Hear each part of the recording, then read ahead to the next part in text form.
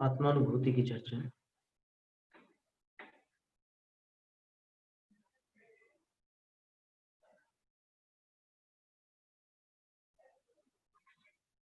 तो अनुभूति का अर्थ अपन ने दो प्रकार से देखा था। आनंदानुभूति जो होती है उसमें आनंद का रसा स्वाद होता है, उसको अनुभूति कहा गया। और आत्मानुभूति जो होती है वहां पर अनुभूति का अर्थ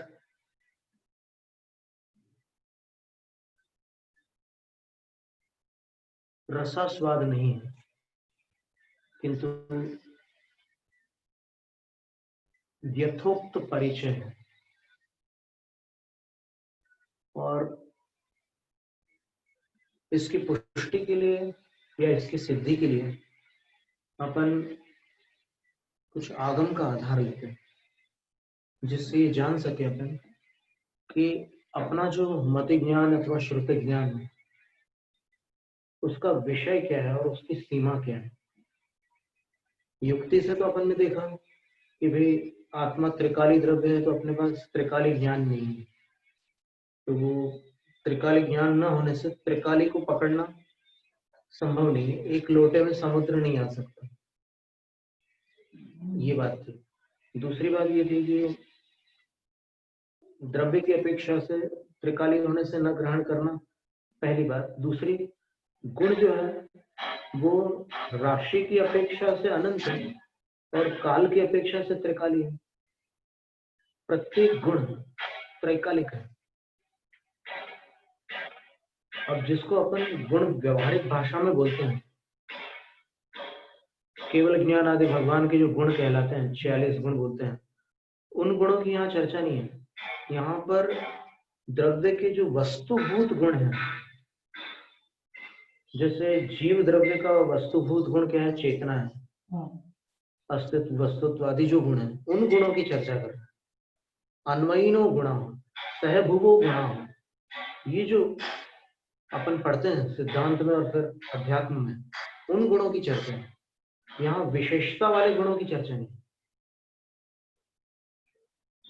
तो ये गुण त्रैकालिक, क्योंकि सहभुव साथ में ही रहते हैं हमेशा, द्रव्य के हमेशा साथ रहेंगे, तो द्रव्य त्रैकालिक होने से गुण भी त्रैकालिक होगा। चेतन आत्मा है, चेतन आत्मा है, चैतन्य उसका गुण है, अथवा चेतना उसका गुण है। चैतन्य नपुंसक लिंग का शब्द है, चेतना जो है स्त्रीलिंग शब्द है, चेतन पुल्लिंग है। तो चेतना विद्यते यस्य सः चेतनः, ऐसे चेतन की व्युत्पत्ति बनती है। जिसके पास चेतना होती है उसको चेतन कहते हैं। ये हो गया। तो गुण भी अपने ज्ञान का विषय नहीं हो सकते, क्योंकि काल की अपेक्षा से वो त्रैकालिक है और परिमाण की अपेक्षा से अनंत है। तो अनंत ग्राही अपना ज्ञान नहीं है। इसके लिए भी अपन गाथा देखेंगे। और अब रही बात पर्याय की, तो पर्याय दो प्रकार की होती है, एक द्रव्य पर्याय और दूसरी गुण पर्याय। तो चूंकि गुण अनंत है तो उन अनंत गुणों की अनंत पर्याय होंगी। प्रत्येक गुण की पर्याय तो चलेगी ना हमेशा, वो चाहे सापेक्ष पर्याय हो या निरपेक्ष पर्याय। जैसे अस्तित्व वस्तुत्व को किसी की अपेक्षा नहीं होती, वो छठ द्रव्यों में सर्वत्र पाए जाते हैं, 6 गुण। तो बाकी जो गुण हैं उनको किसी का आलम्बन भी लगता है, उनकी कुछ सापेक्ष पर्याय भी निकलती है, और अगर क्षयिक भाव है तो फिर निरपेक्ष पर्याय भी है। अथवा उस काल की अपेक्षा देखो, एवं भूतनय से, तो जिस काल में कर्म का क्षय हुआ तब वो पर्याय प्रकट हुई, तो वो क्षयिक भाव उतने काल की अपेक्षा तो क्षय की अपेक्षा रखने वाला है। उसके बाद हर समय तो क्षय नहीं हो रहा है, लेकिन पर्याय तो चालू ही है हमेशा के लिए, तो उसके बाद वो चली गई पर्याय, निरपेक्ष पर्याय में। फिर इसी तरह क्षयोक्षमिक है, औदयिक है, औपशमिक है, ये सारी अवस्थाएं बनती है अलग अलग गुणों के साथ। तो पर्यायों में अपन देखें कि अपन किसको शुद्ध कहें, किसको अशुद्ध कहें। क्षयिक सम्यक दर्शन को अगर अपन शुद्ध कहना चाहेंगे तो फिर क्षयिक सम्यक दर्शन के भी असंख्यात लोक प्रमाण भेद है। ये विषय वैसे उतना सुलभ नहीं है, सर्वत्र स्वाध्याय में ये बात सुनने नहीं मिलती कि क्षयिक सम्यक दर्शन के भी कितने भेद हो सकते हैं। तो क्षयिक सम्यक दर्शन में अविभाग परिच्छेद की अपेक्षा असंख्यात लोक प्रमाण उसके भेद हो जाते हैं। उसमें लब्धि सार की 166 क्रमांक गाथा में लिखा है कि सर्व जगन्य जो क्षयिक सम्यक दर्शन है वो चौथे गुण स्थान में है, और सर्वोत्कृष्ट जो है वो केवल भगवान है। अब अपन उस गाथा को एक बार देखें, नहीं तो अपन हमेशा यही सोचते बैठते हैं कि 7 प्रकृतियों का क्षय हो गया, सम्यक दर्शन उत्पन्न हो गया, अब उसमें क्या हीनाधिकता हो सकती है। वो तो जो प्रतिपक्षी प्रतिबंधक जो कारण थे वो नष्ट हो चुके हैं, लेकिन कुछ और भी बातें उसमें अपेक्षित है। कैसे अपेक्षित है? तो सम्यक दर्शन का जो विषय है वो संख्यात असंख्यात और अनंत होता है, और उस विषय को ग्रहण करने वाली शक्ति जो होती है उसका नाम ज्ञान है। ज्ञान के बिना सम्यक दर्शन के विषय को ग्रहण नहीं किया जा सकता। जो जाना है उसी पर श्रद्धा होगी, जो अनजान है उस पर श्रद्धा नहीं होगी, अनजान पर अनजान रूप में श्रद्धा होगी। तो जैसे जैसे ज्ञान प्रखर होगा, जैसे जैसे ज्ञान स्पष्ट होगा, वैसे वैसे श्रद्धा निर्मल होगी। ये सिद्धांत हो गया। ज्ञान की स्पष्टता श्रद्धा की निर्मलता में साधक होती है, और उसके लिए अपन वो देखते हैं लब्धि सार की गाथा।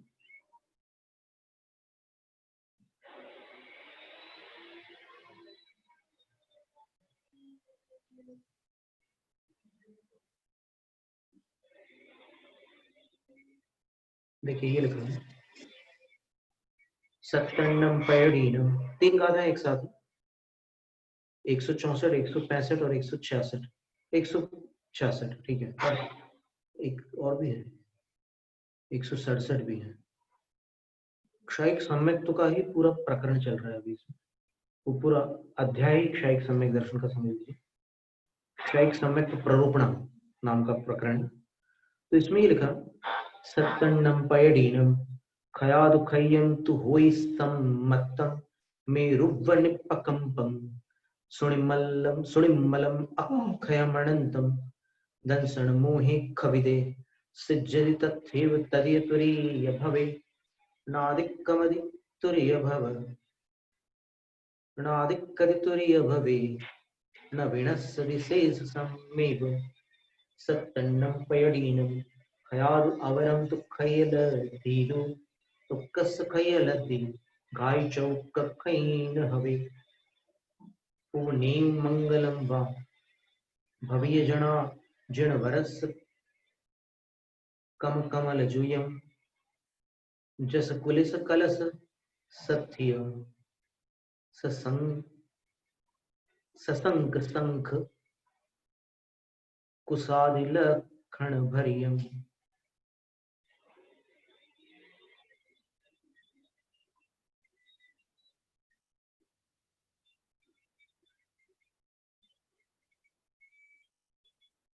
तो 7 प्रकृतियों के क्षय से क्षयिक सम्यक दर्शन होता है। उन 7 प्रकृतियों के क्षय का क्रम ऐसा है, अनंतानुबंधी क्रोध मान माया लोभ का पहले क्षय होता है विषय योजना पूर्वक, और फिर मिथ्यात्व सम्यक मिथ्यात्व और सम्यक्त्व प्रकृति।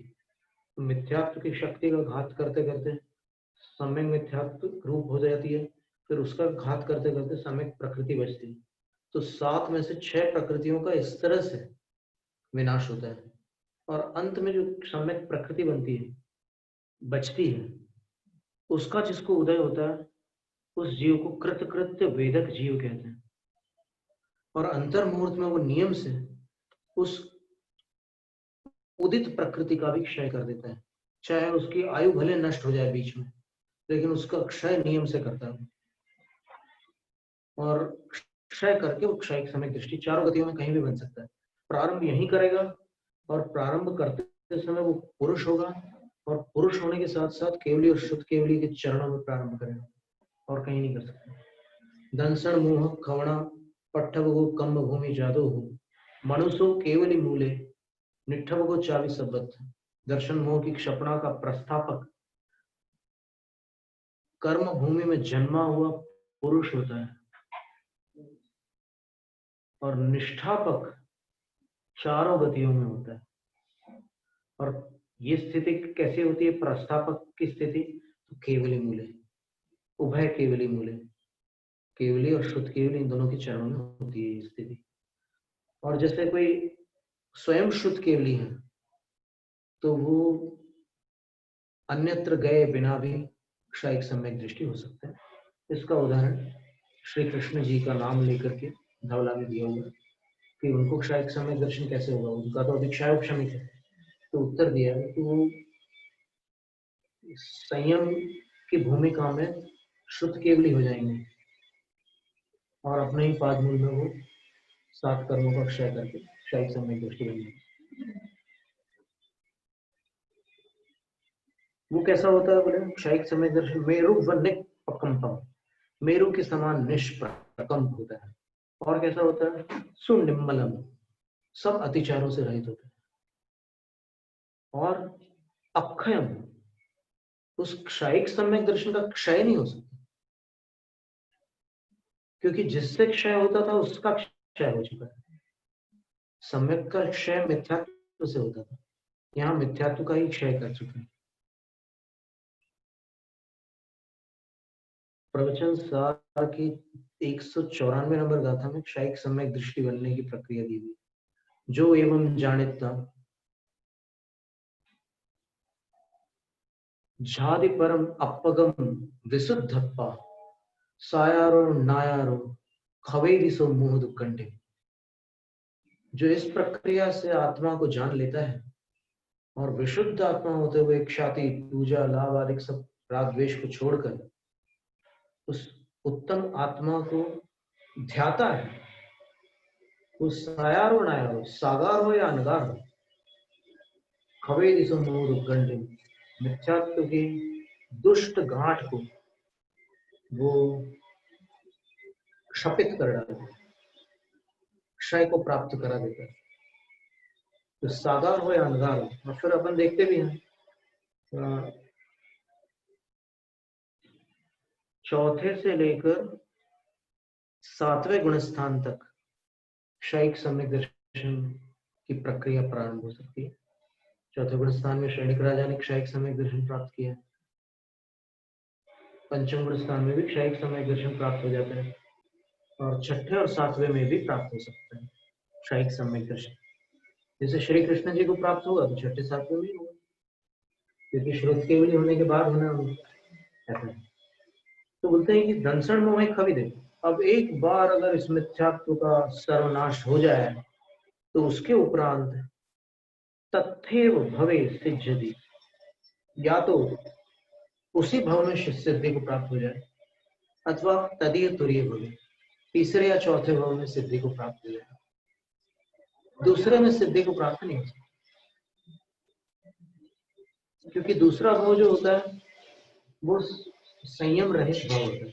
क्षयिक सम्यक दृष्टि का कोई भी दूसरा भाव जो होगा वो या तो देव पर्याय होगी उनकी, या नारक पर्याय होगी, और मनुष्य तिर्यंश पर्याय भी अगर मिली तो फिर वो भोग भूमि की पर्याय होगी।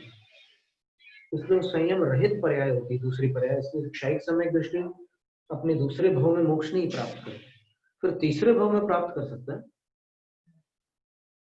यदि देव पर्याय मिली हो या नारक पर्याय मिली हो तो फिर तीसरे भाव में मोक्ष की प्राप्ति हो जाती है।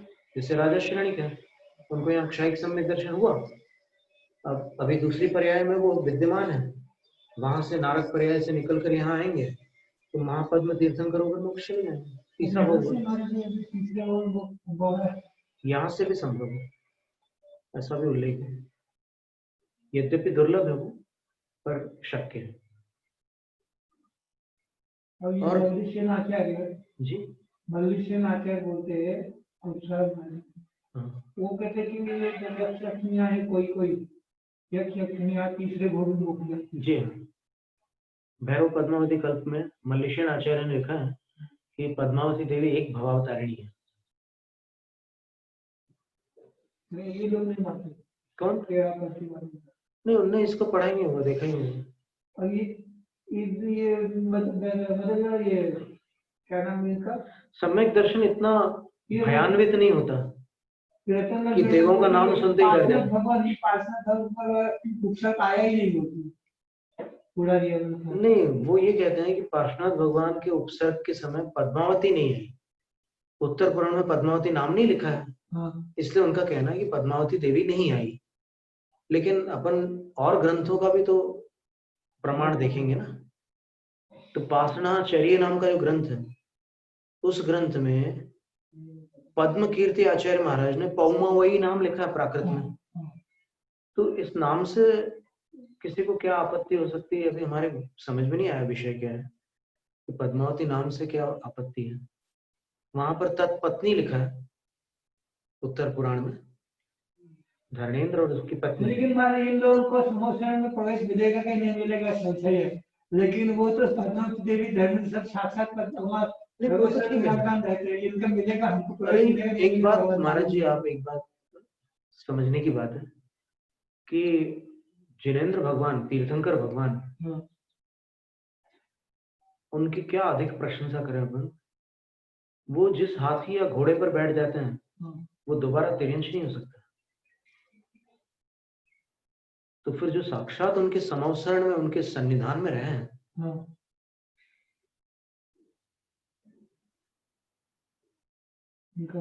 वो जीव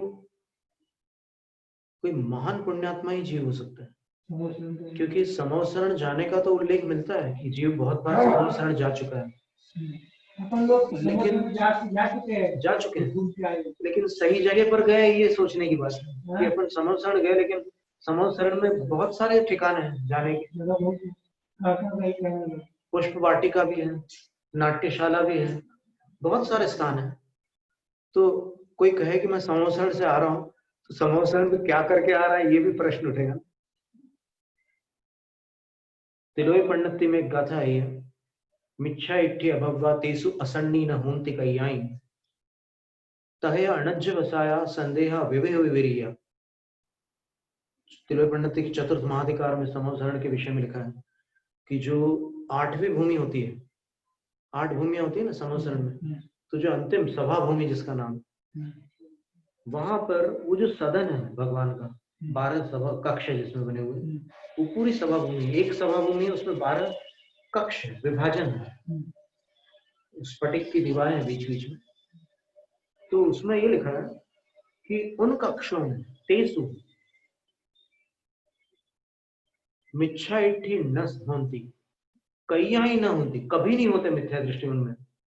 यानी उनमें एक भी जीव मिथ्या दृष्टि नहीं हुआ पूरी समवसरण की 12 सभाओं में। अभव्वा न होती, कोई अभव्य नहीं होते।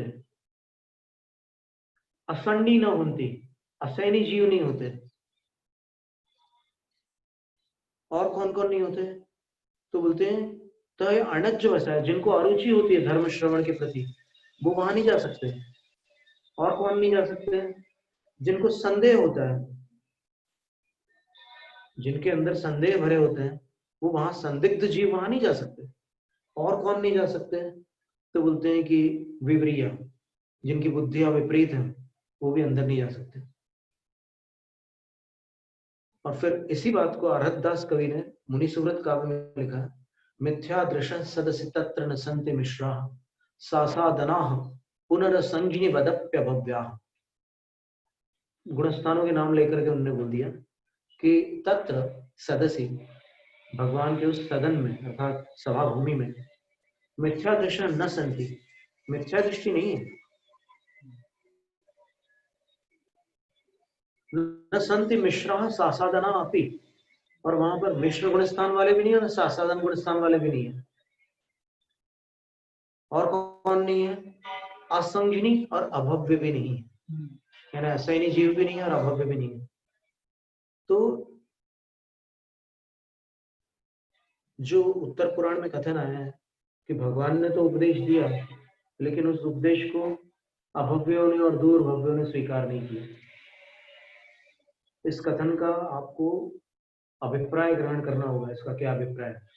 आप ये अभिप्राय लगाओ कि नहीं, दो मान्यताएं आचार्यों की, तिरुवई पंडित की मान्यता के अनुसार अंदर नहीं जा सकते, और फिर ये आचार्य गुणभद्र स्वामी के अनुसार तो अंदर जा सकते हैं, लेकिन मान्यता स्वीकार करना न करना उनके हाथ में, यानी मिथ्या दृष्टि अंदर जा सकते हैं, ऐसा अर्थ लगाया जाता है और उन विद्वानों के द्वारा लगाया जाता है। पंडित रतनलाल बेनाडा जी जो अभी भी वो हुए, और पंडित रतनलाल कटारिया जी, इनकी मान्यता में ऐसा था कि अंदर जाते हैं।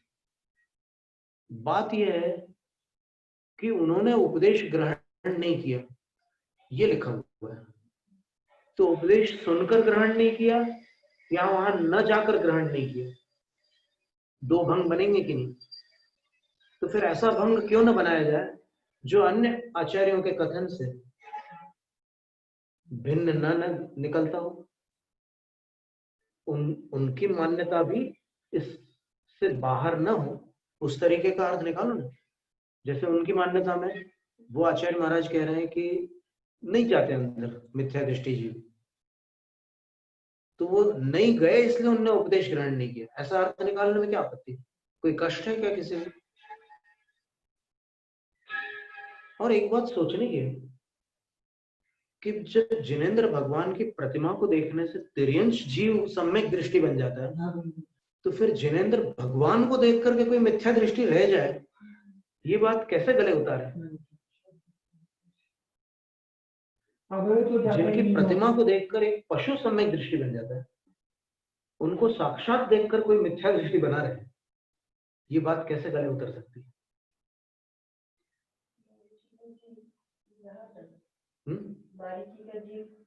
मरीचि का जीव अभव्य थोड़ी था, और वो वहां समोसरण में था, ऐसा कहाँ लिखा है? और समोसरण में अगर गया भी था वो, तो वो कहाँ गया था ये भी देखने की बात है। वो भगवान की सभा में गया था क्या? भरत चक्रवर्ती ने इतना प्रश्न पूछा कि आपके जैसा वैभव संपन्न क्या कोई जीव इस वर्तमान काल में है? तो उत्तर मिला था कि है, तुम्हारा पुत्र है, वो भावी तीर्थंकर है, 24वां तीर्थंकर हुआ। पर उस समय मारीच वहां था क्या सभा में? ये प्रश्न आएगा ना, तो इसका आगम होना आवश्यक है। तो ये मोक्ष के संबंध में नियम हुआ, नादिक तुरीय भवे, चार भव का उल्लंघन नहीं करते। जिनको क्षायिक समय प्राप्त हो गया वो चौथे भव से अधिक संसार में नहीं रह सकते। और न विनश्यति शेष सम्यक, बाकी सम्यक दर्शन जो होते हैं ना, कितने प्रकार के होते हैं बाकी सम्यक दर्शन? औपशमिक और क्षायोपशमिक। अब औपशमिक के दो भेद हैं, प्रथमोपशम और द्वितीयोपशम। वो सब नश्वर है, लेकिन क्षायिक सम्यक दर्शन शेष सम्यक दर्शनों के समान नश्वर नहीं है। अब खास बात यह है कि शेष सम्यक दर्शन यदि नष्ट होते हैं तो दोबारा भी प्राप्त हो सकते हैं, और ऐसा कितनी बार संभव है? तो गोमटसार कर्मकांड में और कार्तिक अनुप्रेक्षा में एक गाथा आई है जिसमें लिखा है कि गिन्नदि मुंचदि जीव बेसम्मत्ते असंख्य बार। दो सम्यक दर्शनों को एक जीव मोक्ष प्राप्त करने तक असंख्यात बार ग्रहण करके पुनः मिथ्यात्व में जा सकता है। असंख्यात बार वो प्राप्त करके छोड़ सकता है। इसमें इतना है कि क्षयोपशमिक सम्यक दर्शन की राशि अधिक है, वो अधिक बार प्राप्त हो सकता है, एक भव में अनेक बार प्राप्त हो सकता है। लेकिन संख्यात वर्ष आयुष्क जीवों के पास औपशमिक सम्यक दर्शन को दोबारा प्राप्त करने का कोई साधन नहीं है, क्योंकि औपशमिक सम्यक दर्शन प्राप्त करने के बाद पल्ल का असंख्यात व भाग व्यतीत होने पर ही दोबारा वो प्राप्त हो सकता, उद्वेलना काल बोलते हैं। तो पल्ल का असंख्यात व भाग एक भाव में तो पूरा हो नहीं सकता संख्यात वर्ष आयुष वाले में। सम्यक दृष्टि बन गया तो फिर अभव्य तो हो ही नहीं सकता। अब अपन जो गाथा देखना चाह रहे थे वो आ गया। एक ही भाव में सार्वक्षणिक सम्यक दर्शन अनेक बार प्राप्त होकर छूट सकता है। अभी तो यही कर रहे हैं ना सर महाराज लक्ष्मण क्या कर ये एक बार तुम सब सम्यक धारण कर लो सम्यक दर्शन बन जाओ तो तुम्हारा गुरु बेड़ा पार है। फिर कितने भोग लग जाए दुर्गति नहीं है उसको लाइसेंस प्राप्त करना है। तो अब ये 166 क्रमांक गाथा आई, इसमें आचार्य नेमिचंद्र सिद्धांत चक्रवर्ती लिख रहे हैं, सत्तन्नम पैडिनम खयादु अवरम खये लद्धित। 7 प्रकृतियों का जिनने क्षय किया है उनकी क्षयिक लब्धि जगन्य है। अर्थात 7 प्रकृतियों का क्षय करने वालों का क्षयिक सम्यक दर्शन जगन्य है।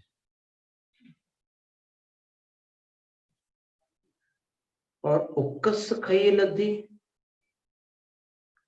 एक बात ध्यान में रखना, नहीं तो इसका कुछ अर्थ अनर्थ हो सकता है, अर्थ का अनर्थ हो सकता है। इति क्षयिक सम्यक तो प्ररूपणम समाप्तम, इसके बाद ये लिखा हुआ है आचार्य महाराज कि क्षयिक सम्यक का प्ररूपण चल रहा है, इसलिए यहाँ पर संख्या की अपेक्षा से क्षयिक लब्धियों की चर्चा ही नहीं है, यहाँ केवल क्षयिक सम्यक तो लब्धि की चर्चा, इतना ध्यान में रखना है। तो सत्तन्नम पैडिनम खयादु अवरम तो खय लब्धि, जगन्य क्षयिक सम्यक की जो लब्धि है वह 7 प्रकृतियों के क्षय से प्राप्त होती है। और कहते हैं उक्कस खई लब्धि, उत्कृष्ट क्षयिक सम्यक की लब्धि अर्थात प्राप्ति घाई चौक खयेण हवे, 4 घाती कर्मों के क्षय से होती है।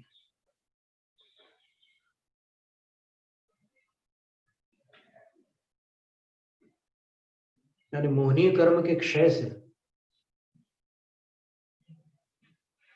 और साथ में बाकी 3 घाती कर्मों के क्षय होने पर जो अनंत वीर्य प्रकट होता है, अनंत ज्ञान प्रकट होता है, अनंत दर्शन प्रकट होता है, उसके साथ जो क्षयिक सम्यक दर्शन रहता है वो उत्कृष्ट क्षयिक सम्यक दर्शन। उसका कारण यह है कि अब तक आगम के प्रति श्रद्धा होने से वो सम्यक दृष्टि था, और अब केवल ज्ञान से सामने सब कुछ दिख रहा हमको। तो एक तो माँ ने बताया कि ये तुम्हारे पिताजी हैं, वो श्रद्धा थी, और एक डीएनए टेस्ट के बाद सिद्ध हुआ कि पिताजी।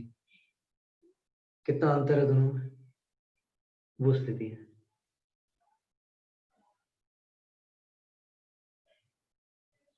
वो श्रद्धा अश्रद्धा नहीं है माँ वाली, यहाँ जिनवाणी माँ बता रही है, और वो केवल ज्ञान पूरा डीएनए टेस्ट कर रहे हैं। बिल्कुल सारे पदार्थ कैवल्य आलोकितार्थ थे, कैवल्य के द्वारा सारे प्रकार पदार्थ प्रकाशित हो गए। जो पहले आगम से श्रद्धा में आए थे अब वो केवल ज्ञान के द्वारा प्रकाशित हो चुके हैं।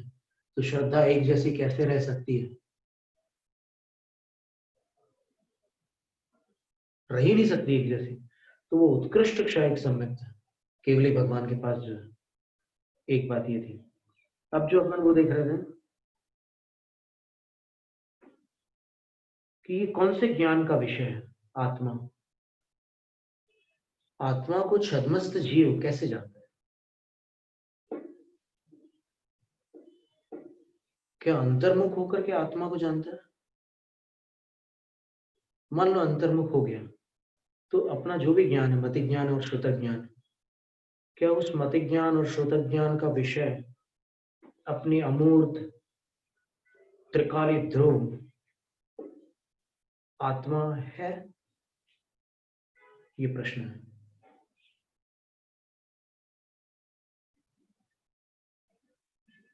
तो इसका उत्तर हम ना दे करके आचार्य अकलंक देव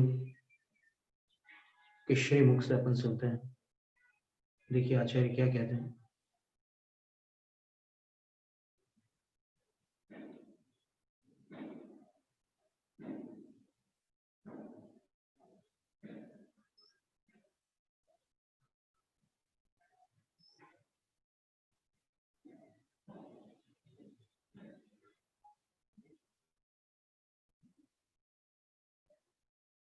अभिनिबोधिकम द्रव्य क्षेत्र काल भावैरवसेयम्। अभिनिबोधिक ज्ञान है सबसे पहला ज्ञान जो एक सम्यक दृष्टि जीव के पास, वो इसको सिद्धांत में अभिनिबोधिक कहते हैं, मति ज्ञान नहीं कहते। मति ज्ञान का ही पर्यायवाची शब्द है। आप धवला में कहीं भी देखना तो आपको अधिकांश स्थानों पर अभिनिबोधिक शब्द मिलेगा। और मति ज्ञान को लेकर के इत्यनर्थांतरम करके एक सूत्र दिया है तत्वार्थ सूत्र में कि मति स्मृति संज्ञा चिंता विनिबोध इत्यनर्थांतरम। तो वो अभिनिबोध जो है ना, वो कोई अर्थांतर नहीं, कोई अन्य वस्तु नहीं है, मति ज्ञान ही है। तो यहाँ कह रहे हैं आचार्य कि जो अभिनिबोधिक ज्ञान है उसका निर्णय आपको कैसे करना है। स्वसंवेदन का है अमृतचंद्र आचार्य महाराज ने अपन ने पढ़ा था तत्वार्थ सार में मति ज्ञान। तो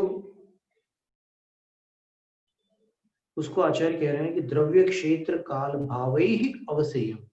द्रव्य से, क्षेत्र से, काल से और भाव से निश्चित करो मति ज्ञान को। मति ज्ञान का निर्धारण इन चारों से करो। कैसे? तो देखिए क्या लिखा है, द्रव्य तो मति ज्ञानी सर्वद्रव्याण्य सर्व पर्यायान्युपदेशेन जानाति। द्रव्य की अपेक्षा से मति ज्ञानी जीव सब द्रव्यों को और असर्व पर्यायेषु यानी कुछ पर्यायों, पर्यायाणि सर्वद्रव्याणि असर्व पर्यायाणि, सब द्रव्यों को और कुछ पर्यायों को उपदेशेन जानाति, आगम के उपदेश से जानता है।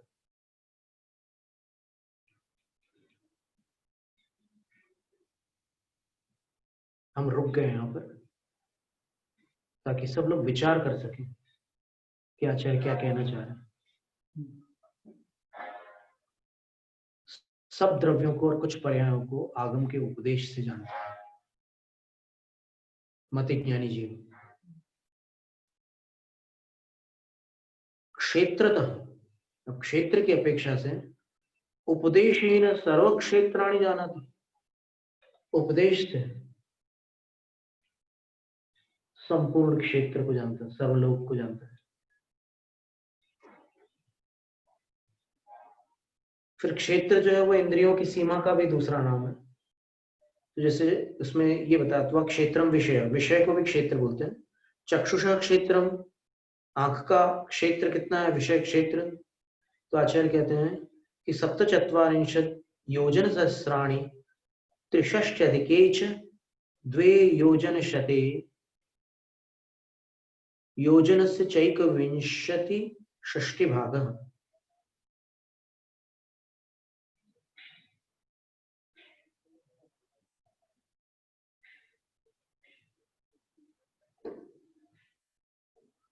$47,263 योजन और 21/60 और मिला लो उसमें, इतना योजन, इतने योजन का क्षेत्र चक्षुरेंद्रिय का, जिसके चक्षुरेंद्रिय मति ज्ञान वर्ण का उत्कृष्ट क्षेत्रक्षण होगा, वो इतनी दूरी तक आंखों से देखने की शक्ति रखेगा, ये उसका क्षेत्र है।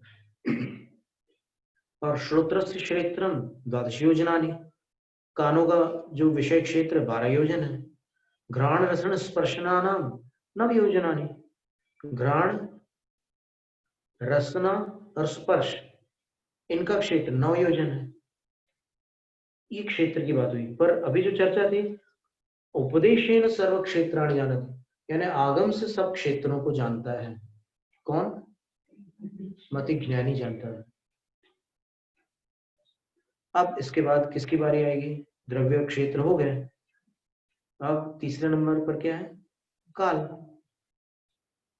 कालतः उपदेशेन सर्व कालम जानाति, काल की अपेक्षा से उपदेश द्वारा, आगम के उपदेश द्वारा, उपदेश यानी कोई अब यहाँ बैठ जाए और उपदेश चालू कर दे, उसके उपदेश की बात नहीं, आगम के उपदेश से सर्व कालम जानाति, सर्व कालों को जानता है, भूत भविष्य वर्तमान तीनों कालों को जानता है। सर्वकाल का 3 काल।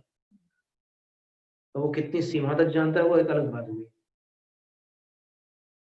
भावतः उपदेशेन जीवादीनाम औदैकादीन भावान जानाति, और भाव की अपेक्षा से उपदेश द्वारा, आगम द्वारा जीवादिक द्रव्यों के औदैक आदिक भावों को जानता है।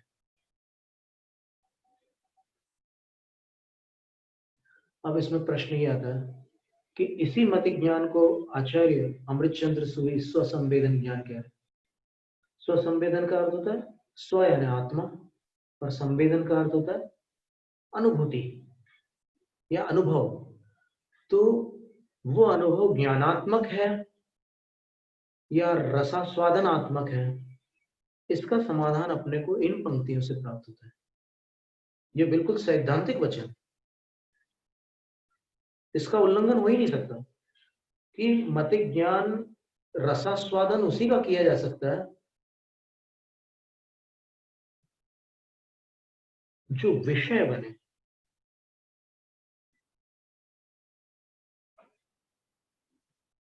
मति ज्ञान का विषय क्या है यहाँ पर?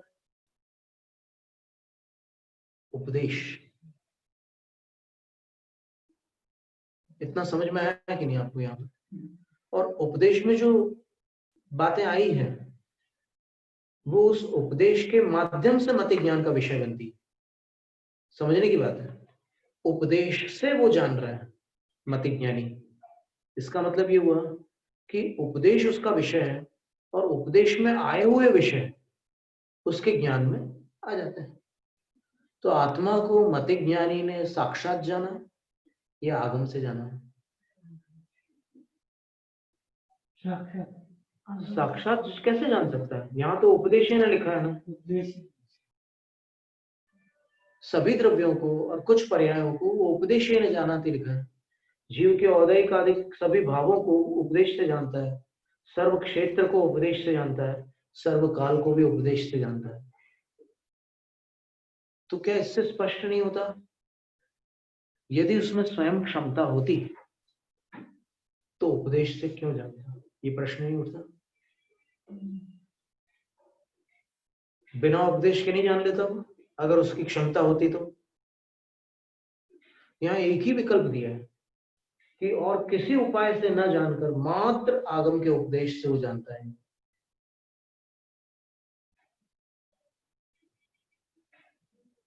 अब श्रुतम मति पूर्वम, ये बात और अपन आगे बढ़ते थोड़ा सा कि श्रुत ज्ञान जो है उसका कारण मति ज्ञान है, और ये न्याय ग्रंथों का नियम है कि उपादान कारण सदृशम ही कार्यम भवति। जो भी कार्य होता है वो उपादान कारण के समान ही होता है। श्रुत ज्ञान का उपादान कारण मति ज्ञान है, अथवा अभेद न्याय से जीव द्रव्य है। कौन सा जीव द्रव्य? जो मति ज्ञान रूप परिणत है वो जीव द्रव्य। श्रुत ज्ञान सीधे सीधे दर्शन के बाद नहीं होता, न चक्षुर दर्शन के बाद श्रुत ज्ञान होता है, न चक्षुर दर्शन के बाद श्रुत ज्ञान होता है। चक्षुर दर्शनों के बाद मति ज्ञान होता है, और मति ज्ञान पूर्वक श्रुत ज्ञान होता है। पूर्वम कारणम इत्यर्थ, ये ध्यान में रखना। पूर्व का अर्थ ऐसा नहीं कि मति ज्ञान पहले हो रहा है और श्रुत ज्ञान बाद में हो रहा है। हो रहा है, मति ज्ञान पहले हो रहा है और श्रुत ज्ञान बाद में हो रहा है, लेकिन वहां पर पूर्व शब्द का अर्थ पहले हो रहा है ये नहीं है, वहां पूर्व शब्द का अर्थ कारण है। जैसे सम्यक तो पूर्वक ही सम्यक ज्ञान होता है, तो वहां कहाँ काल भेद है? जिस काल में सम्यक दर्शन हो रहा है उसी काल में सम्यक ज्ञान हो रहा है, लेकिन सम्यक दर्शन सम्यक ज्ञान का कारण है। तो पूर्व शब्द का अर्थ कारण। और इसको हम आपको पढ़ के भी सुना देते हैं। यही 20वां सूत्र, अपन ने 19वां सूत्र देखा था अभी, न चक्षुर इंद्रियाभ्याम। इस सूत्र में से अपन पढ़ रहे थे अभी, जो पंक्तियां पढ़ी ना वो। इसके बाद 20वां सूत्र जो है राजवार्तिक की बात कर रहे हैं, तत्वार्थ वार्तिक। इसमें लिखा है दूसरे वार्तिक में, कार्य प्रतिपालनात् पूर्णाद् वा पूर्वम कारणम। कार्य का पूरक होने से, कार्य का रक्षक होने से पूर्व शब्द का अर्थ कारण होता है। तो श्रुतम मति पूर्वम का अर्थ है मति ज्ञान श्रुत ज्ञान का कारण है। और कभी भी कार्य कारण का उल्लंघन नहीं कर सकता, वो कारण के सदृश ही होगा। अगर कारण उपदेश से आत्मा को जान रहा है तो श्रुत ज्ञान बिना उपदेश के आत्मा को नहीं जान सकता। आपका प्रश्न क्या है? ये जो पढ़ा ना सब द्रव्य के कुछ पर्याय को जानता है मति ज्ञान ही द्रव्य क्षेत्र का, तो मति ज्ञान से ही जानते तो फिर शुद्ध ज्ञान से तो उसकी गहराई में जाता है ना। मति ज्ञान से तो केवल अवग्रह युवा अवय और धारणा होती है। मति ज्ञान में धारणा तक जा सकता है, स्वसंवेदन तक तो बताया है। मति ज्ञान में शुक्ल ध्यान तक हो जाते हैं। 2 शुक्ल ध्यान मति ज्ञान के साथ संभव है, वो केवल शुद्ध ज्ञान के साथ हो ऐसा नहीं है।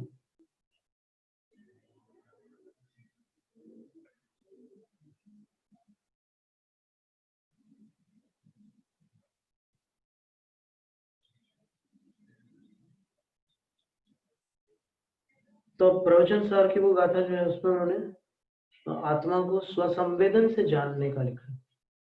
शायद सम्यक दृष्टि जो बना है ना, उसने आत्मा को कैसे जाना है। तो जैसे आचार्य महाराज कहते हैं उसने स्वसंवेदन से जाना आत्मा, और स्वसंवेदन से आत्मा को जानने वाला जीव शायिक सम्यक दृष्टि कौन से गुण स्थान में बन रहा है, उस पर अगर अपन ध्यान दे तो पता चलता है कि 4थे से लेकर 7वें तक शायिक सम्यक दर्शन प्राप्त होता है। तो इसका अर्थ यह है कि स्वसंवेदन से आत्मा को जानने वाला 4थे में भी हो सकता है। जैसे कल अपन ने पढ़ा था ना प्रवचन सार में, है ना, प्रवचन सार में निकला था असंयतस्य यथोदित आत्म तत्व प्रतीति रूपम श्रद्धानम यथोदित आत्म तत्वानुभूति रूपम ज्ञानम वा किम कुर्यात्। ये पंक्ति थी ना कि असंयत जीव के यथोदित आत्म तत्व की प्रतीति रूप श्रद्धा और यथोदित आत्म तत्व की अनुभूति रूप ज्ञान संयम के बिना क्या कर सकते हैं, अर्थात सिद्धि के कारण नहीं हो सकते। वो ठीक है, उसके श्रद्धा है, वो सम्यक दृष्टि बड़ी बात है, लेकिन मोक्ष नहीं हो सकता जब तक संयम नहीं होगा। ये कही थी बात। तो अब अपन प्रवचन सार की शरण में जाते हैं।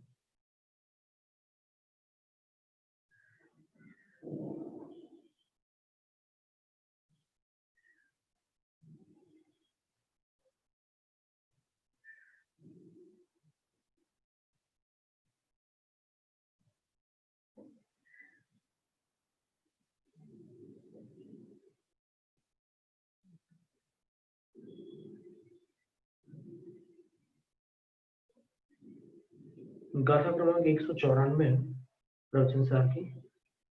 अतः शुद्धात्मोपलम्भात् किं स्यादिति निरूपित। शुद्धात्मा की प्राप्ति से क्या लाभ होता है।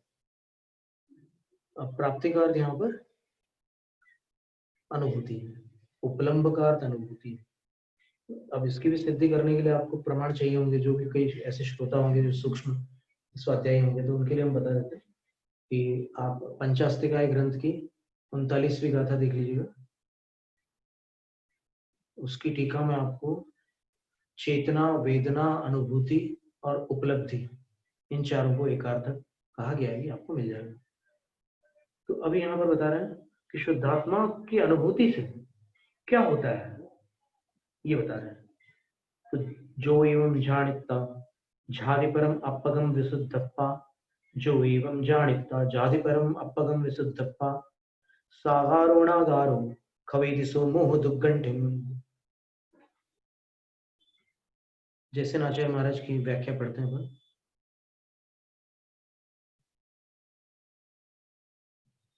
शुद्ध नया शुद्ध आत्म लाभो भवति। शुद्ध नय से शुद्धात्मा के का लाभ होता है या शुद्धात्मा की अनुभूति होती है, ये कथन है। ध्रुवत्वाद आत्मैव भावनीय इति प्रतिपादनीय तृतीय। फिर इसके बाद ये कहेंगे कि आत्मा स्थायी है, शाश्वत है, इसलिए उसकी भावना करने योग्य है। आत्म भावना की चर्चा निकली थी क्षुल्लक अवस्था के लिए, इसलिए इतना सबा लंबी चौड़ी ये चर्चा अपनी चल रही है। इतने सारे शास्त्रों को अपन देख रहे हैं। तो आत्मनोन्यत दध्रुवम न भावनीय कथनेन चतुर्थी चेति फिर चौथी गाथा में ये कहेंगे कि आत्मा से भिन्न जो भी है वो सब नश्वर है, इसलिए उनकी भावना मत करो। अथ पूर्वोक्त प्रकारेण शुद्धात्मोपलम्बे सति किम फलम भवति इति प्रश्ने प्रत्युत्तरमाह। इस तरह पूर्वोक्त विधि से शुद्धात्मा की अनुभूति होने पर क्या फल होता है, ऐसा प्रश्न करने पर उसका प्रत्युत्तर देते हुए आचार्य कुंदकुंद स्वामी कहते हैं, ध्यायति, ये व्याख्या है एक एक शब्द की गाथा की। ध्यायति, जो ध्यान करता है, यह करता, जो भी ध्यान करने वाला है, ध्यान करता है। कम किसका ध्यान करता है? अपगम, निजात्मान, अपनी आत्मा का। कथम भूतम, कैसी है अपनी आत्मा? परम, परम है अपनी आत्मा। परम क्यों? तो परम अनंत ज्ञानादि गुणाधारत्वात् परम उत्कृष्टम, अनंत ज्ञानादि गुणों का आधार अपनी आत्मा है, इसलिए वह आत्मा परम है, उत्कृष्ट है। इसी में वो सब गुण भरे हुए हैं, अभी दबे हुए हैं, इसलिए ये परम है। किं कृत्वा पूर्व, अच्छा ध्यान लगाने के पहले कुछ करना पड़ता है क्या? तो पहले क्या करके ध्यान लगाता है, ये प्रश्न है। तो इसका उत्तर दे रहे हैं, एवं जानिता एवं पूर्वोक्त प्रकार स्वात्मोपलम्ब लक्षण स्वसंवेदन ज्ञानी ज्ञात्वा। इस तरह पूर्वोक्त प्रकार से अपनी आत्मा की उपलब्धि अर्थात अनुभूति है लक्षण जिसका, ऐसे स्वसंवेदन ज्ञान द्वारा आत्मा को जानकर ध्यान करता है। और ध्यान करते समय वो कैसा होता है? ध्याता कथम भूत संध्यायति, कैसा होते हुए ध्यान करता है? तो कहते हैं विशुद्ध, विशुद्ध आत्मा होकर ध्यान करता है। कैसा? ख्याति पूजा लाभादि समस्त मनोरथ जाल रहितत्वेन विशुद्ध आत्मा सन। ख्याति और पूजा, इनका लाभ, ख्याति और पूजा जो है द्वंद्व समास है, और लाभ जो है तत्पुरुष समास है। यानी इन दो के लाभ आदि समस्त मनोरथ, इनका मुझे लाभ हो, मेरे ख्याति का लाभ हो, मेरे को मेरी पूजा प्रतिष्ठा हो, लोक में मेरी मान्यता हो, मेरा स्वागत सम्मान होता रहे, स्टेज पर मुझे बुलाकर मालाएं पहनाई जाए, ये सारी जो कामनाएं रहती हैं, आइडल बन जाऊं मैं, या फिर ये हो जाऊं वो जाऊं, ये सब जो कामनाएं हैं, ऐसे समस्त मनोहरथ जाल से रहित होने से विशुद्ध आत्मा कहलाता है। जब तक ये मनोरथ जाल लगे हुए हैं साथ में, तो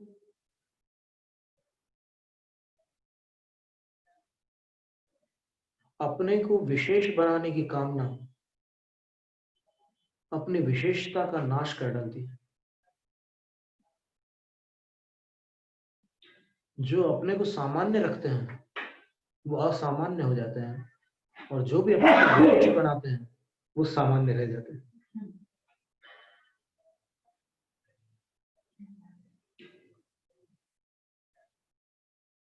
तो ये सब लोभ लालच छोड़ करके विशुद्ध आत्मा हो जाओ।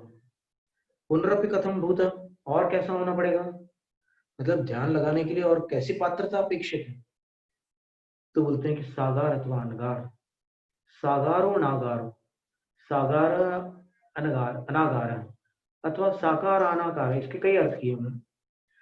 सहाकारेण विकल्पेन वर्तते साकारो ज्ञानोपयोग। साकार उपयोग ज्ञानोपयोग है, ज्ञानोपयोग में भी रहकर ध्यान कर सकते हैं, दर्शनोपयोग में भी जाकर ध्यान कर सकते हैं। अनाकार निर्विकल्प दर्शनोपयोग, दर्शनोपयोग है। ताभ्याम युक्त साकार अनाकार, ज्ञान या दर्शनोपयोग से युक्त होकर के ध्यान लगा लो आत्मा का। अथवा साकार सविकल्प, आकार का अर्थ विकल्प होता है, तो सविकल्प गृहस्थ, साकार कौन हो गया? गृहस्थ हो गया। अनाकार निर्विकल्प तपोधन, अनाकार कौन है? निर्विकल्प तपस्वी। या फिर इससे उल्टा अर्थ कर लो, आकार से जिसने दीक्षा ली है उसका जो वेश है उसका एक निश्चित लिंग है, वो साकार है। और अनाकार यानी कोई जिसका ठिकाना नहीं, आज लाल कल पीला परसों हरा, वो अनाकार गृहस्थ है। अनाकार चिन्ह रहे तो गृहस्थ, ये पिछी कमंडल आदि सब चिन्हों से रहित जो गृहस्थ वो अनाकार है। खवेदि सो मोह दुर्गंधिम, वो ध्यान लगा करके मोह की दुष्ट गांठ को क्षपित कर डालता है, नष्ट कर डालता है, क्षय समय दृष्टि बन जाता है। ये एवं गुण विशिष्ट क्षपयति समूह दुर्ग्रंथि, जो ऐसे गुणों से विशिष्ट हो जाता है वह मोह की दुष्ट गांठ का क्षय कर डालता है। मोह एवं दुर्ग्रंथि, मोह ही सबसे भयंकर गांठ है।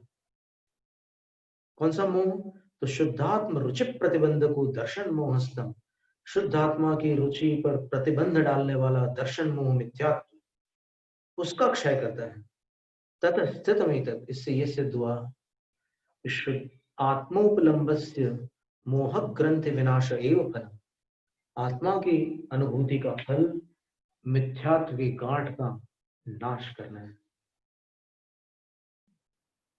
तो यहाँ पर गृहस्थ और तपस्वी दोनों को लिया गया है।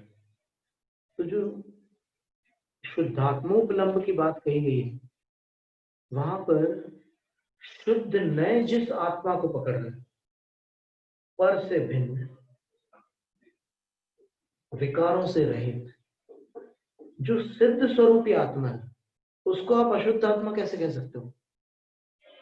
वो शुद्ध आत्मा आपके अंदर है कि नहीं है, ये पहले समझना होगा। या फिर ऐसा मानो कि नहीं, वो शुद्ध आत्मा होगी मेरी भविष्य में, जब मैं सिद्ध बनूंगा तब शुद्ध आत्मा होगी। ये आपने पर्याय की बात की, लेकिन अभी प्रश्न पर्याय का नहीं चल रहा है।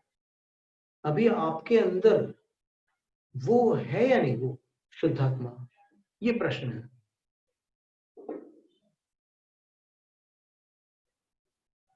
जो चीज नहीं होती वो प्रकट नहीं हो सकती। जैसे डेयरी वाले दूध में से घी निकाल लेते हैं। अब आपको जो दूध मिला है उसमें से आप घी निकाल करके बता दो, कैसे निकालोगे? देखते हैं। तो जिसमें जो चीज नहीं है वो चीज उसमें से निकल नहीं सकती। तो पहले तो आपको यह स्वीकार करना होगा कि मेरे अंदर कोई ऐसी चीज है जो सिद्ध स्वरूपी है। अब सिद्ध स्वरूपी का श्रद्धांत जब तक नहीं होगा तब तक उसको प्रकट करने का पुरुषार्थ कैसे होगा? जब तक आप मानेंगे नहीं कि मेरे अंदर वो शुद्ध स्वरूप है, तब तक आप उस शुद्ध स्वरूप को प्राप्त कैसे करेंगे?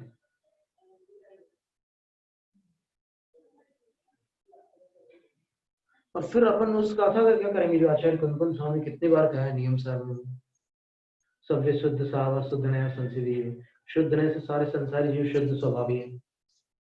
इसका क्या करोगे? वो शुद्ध नए कौन सा नए है? जो डॉक्टर की दृष्टि, जो हमने उदाहरण दिया था कि वो खारा पानी नहीं देखता, वो फीका पानी नहीं देखता, वो मीठा पानी भी नहीं देखता, वो पानी देखता है।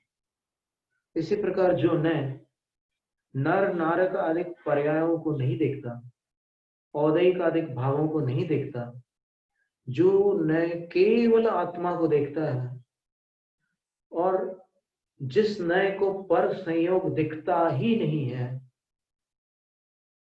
तो उस नए को विकार कैसे दिख सकता है आत्मा में?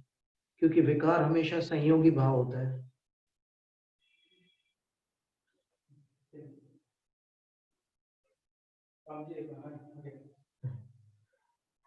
संयोग के बिना तो विकार होता नहीं है। दूध में पानी डालोगे तो मिलावटी दूध कहोगे, या फिर तेल में कोई सस्ता तेल मिलाओगे तो उसको मिलावटी कहोगे। इसी प्रकार जीव में पुद्गल मिलाओगे तो जीव विकारी होगा ना।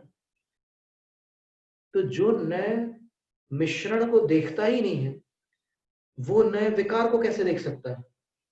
वो नए केवल उस शुद्ध पदार्थ को देखता है। दूध में घी है कि नहीं है पहले ये देख लो। पाषाणेषु यथा हेम, दुग्ध मध्ये यथा घृतम, तिल मध्ये यथा तैलम, देह मध्ये तथा शिव। स्वर्ण पाषाण में सोना है, दूध में घी है, तिल में तेल है, देह में शिव है।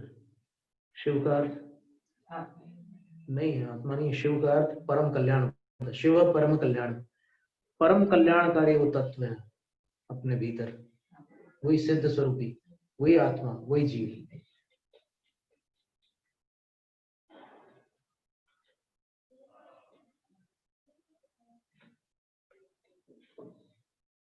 तो आज की चर्चा में ये बात निकली कि आत्मज्ञान जो है वो वास्तव में आत्मानुभूति ही है, लेकिन वो आत्मानुभूति आस्वादन रूप न होकर आगम आश्रित सम्यक ज्ञान है। संशय, विपर्य और अनध्यवसाय का उसमें कोई स्थान नहीं है। अगर होगा तो फिर मिथ्या ज्ञान हो जाएगा, वो आत्मज्ञान नहीं रहेगा। और वो आत्मज्ञान तभी संभव है जब वो आत्मा को अनात्मा नहीं मानेगा और अनात्मा को आत्मा नहीं मानेगा। आत्मा और अनात्मा दोनों को आगम से जानकर एक दूसरे से भिन्न मानेगा, तब वो सम्यक दृष्टि होगा और तब उसका ज्ञान सम्यक ज्ञान होगा। तब वो सम्यक ज्ञान आत्मज्ञान, आत्मानुभूति कहलाएगी। आनंदानुभूति जो साधना में होती है वो विशुद्धि की वृद्धि से होती है, उसमें कोई अपने को आपत्ति नहीं है, पर वो उन्हीं को होती है जो मार्गी है। विषय कषाई जीवों को नहीं होती वो आनंद की अनुभूति, क्योंकि जो इंद्रिय सुख से बाहर नहीं निकला है वो अतीन्द्रिय सुख या स्वाभाविक सुख को कैसे छू सकता है।